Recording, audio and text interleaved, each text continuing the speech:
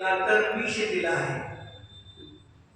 सांगितलं आहाराला गेल्यानंतर जेवढं तुला पाहिजे वर्तमान गोष्टी आहेत. आहार घेत संपत आला, भांड्यामध्ये संपत आलेला आहे, तरी भांड रिकामे वस्त्र खावा नाही म्हणून सांगितलं. तुझ्या शरीराला आवश्यकता आहे, ग्रहण करून दे. लालसा खातं तेवढं ठेवून ये म्हणून सांगितलं त्याला, नुसतं खावा नको सांगा. आणि इकडे सांगितलं आहार केलेला माहीत नाही काय खाल्लं, गेल्यानंतर साधूला सांगायचं नाही काय काय खाल्लं, कसं सांगायचं. खायचं पण आहे, माहीत पण ठेवायचं आहे, मी खाणार नाही हे पण लक्षात ठेवायचं आहे. आज उलटी गंगा चालू नका, मला होत नाही अनु का, वाचन करा, ध्यान मननाचे चिंतन करा, याला पुढच्या वर वाढवा. त्यांनी पाळतात तर ठीक आहे, चांगलंच आहे. आपण पापी तरी पण देवा नाही, त्याला संयम धारण करताना आपल्याला आणता नाही, पण मला सुद्धा ते धारण करत आहे. की जे शक्ती प्रमाण शक्ती विना करतात, ठीक आहे, जेवढी शक्ती आहे तेवढे तुम्ही पालन करा, आणि जे पालन होत नाही त्याची श्रद्धा करा. जे याला पुढच्या भावामध्ये मला मुनी अवस्था धारण करायचीच आहे, आणि मुनी अवस्थेशिवाय मोक्ष नाही हे करा. मग शक्ती असताना जेवढं पाळायचं तेवढं नाही पाळलं तरी आंतराय कर्माचा बंध आहे.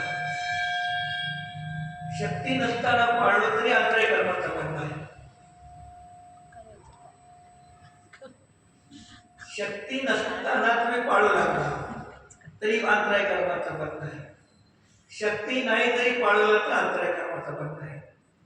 मग पाळल्यानंतर आंतराय कर्माचा बंध,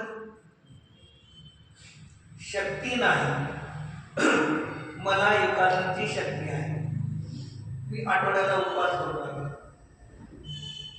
मला आकुलता व्याकुलता झाले काय झालं. नसताना शक्ती करू लागलो, आकुलता व्याकुलता अंतराय बांधला, आणि शक्ती आहे तर नाही करत तरी अंतराय बांधला. की जे शक्ती प्रमाण शक्ती नसतं त्याला तुझा काटा भरावा पाहिजे म्हणून सांगितलं. बालपणी कठीण तपश्चर्या करून वृद्ध काळामध्ये प्रसिद्ध होऊ नका. या वेळेला सगळं व्यवस्थित, ज्याला तुमची शेवटची 12 वर्षाची संजयनाचा नियम संजयनाची वेळ येतो तिथून तुम्हाला सोडायचं आहे, आता सोडायचं नाही. पण तिथे करण्यापेक्षा आता उपवासाचा यंत्र एकाच नदी काय 28 गुणामध्ये उपवास आहे का नाही. उपवास उत्तर गुण आहे, बरोबर नाही. दररोज एक वेळेला भरपूर जेवायला सांगितलं. फक्त वर्षातून 4, 3 किंवा 6 एवढे उपवास करायचे. 6, 4 किंवा 3. 3 महिन्याला केस रोज केलं तर 4 उपवास, 2 महिन्याला केस रोज केलं तर 6 उपवास, 4 महिन्याला केस रोज तर 3 उपवास. बस एवढे तुम्हाला साधूला उपवास सांगितले, बाकी उपवास सांगितलेले